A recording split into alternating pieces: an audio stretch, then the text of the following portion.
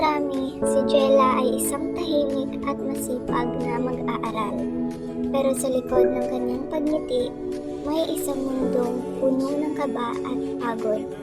Araw-araw dala niya sa paaralan ang bigat ng mga sigawan at hindi pagkakaunawaan sa kanilang bahay.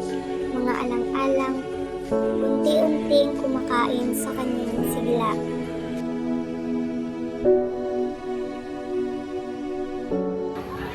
Ay, palagi na lamang nag-aaway sina mama at papa. Isang pa naman ngayon, marami pa akong isip. Dumagdag pa sila. Ay, buhay.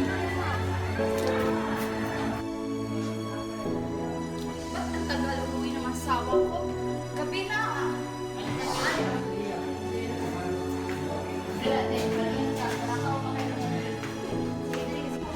Oh, bakit ngayon ka lang? Galing pa ako ng trabaho, pagod na pagod ako sa mga... Di ba kakatanggal mo lang sa trabaho? Oo nga, may bago akong trabaho. Anong trabaho naman yan? Sa construction worker nga. Hindi ako naniniwala sa'yo. Bakit ba hindi ka naniwala sa akin? Pagod na pagod ako sa trabaho at ganyan ang pagsalubong mo sa akin. Ako sigawan.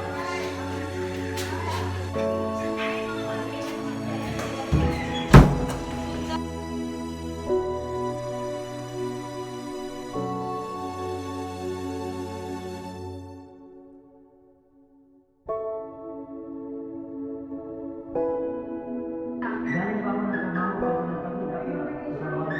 Di ba kakatanggal mo lang sa trabaho? Hindi ako naniniwala sa'yo. Bakit ba hindi ka naniwala sa akin? Pagod na pagod ako sa trabaho at ganyan ang pagsalubong mo Ako sa akin. sigawan.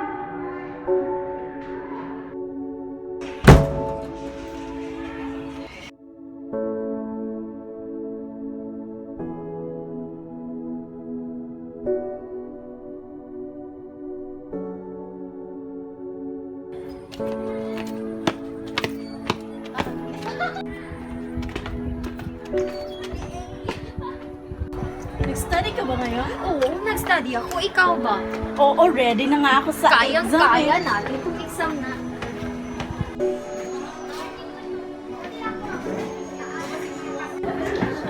May napapansin ka ba kay Jella? Oo, sige. Napapansin ko sa kanya palagi siyang malungkot. Tapos, marami ata siyang problema. Oo nga, nakita ko nga siya kanina doon. Mag-isa lang siya. Puntahan kaya natin. Oo nga. Tulungan natin siya kasi exam natin ngayon eh. Hanapin natin siya. Baka Tara. makatulong tayo sa kanya. Tara!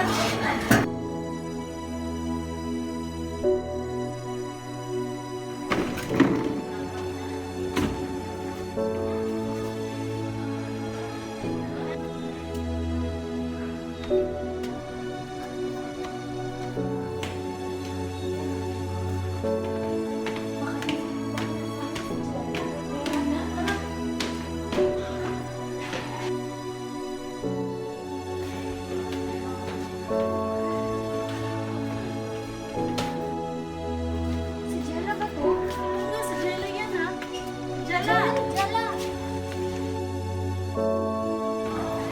Upo ka tayo. May problema ka ba? Oo nga, may problema ka ba, Jella? May problema ka ba? Sabihin mo niya sa amin. Oo nga, okay ka lang ba talaga? Sina mama kasi palagi na lang nag-aaway. Pumasok nga ako walang baon kasi hindi ako nabigyan.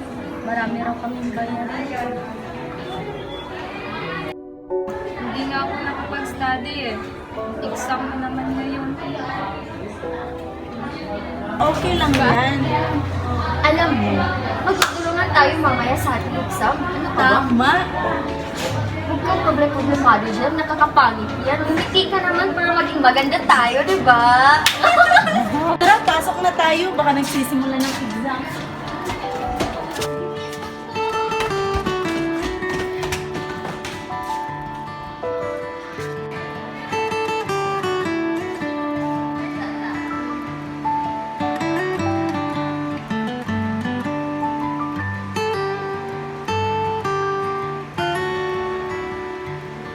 Okay, exchange your paper.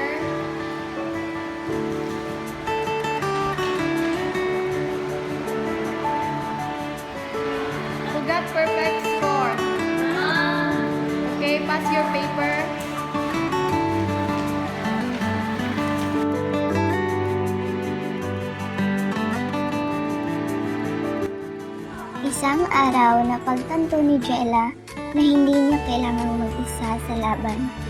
Kumapit siya sa tulong ng kanyang mga kaibigan at guro at unti-unting natutong huminga sa gitna ng kaguluhan.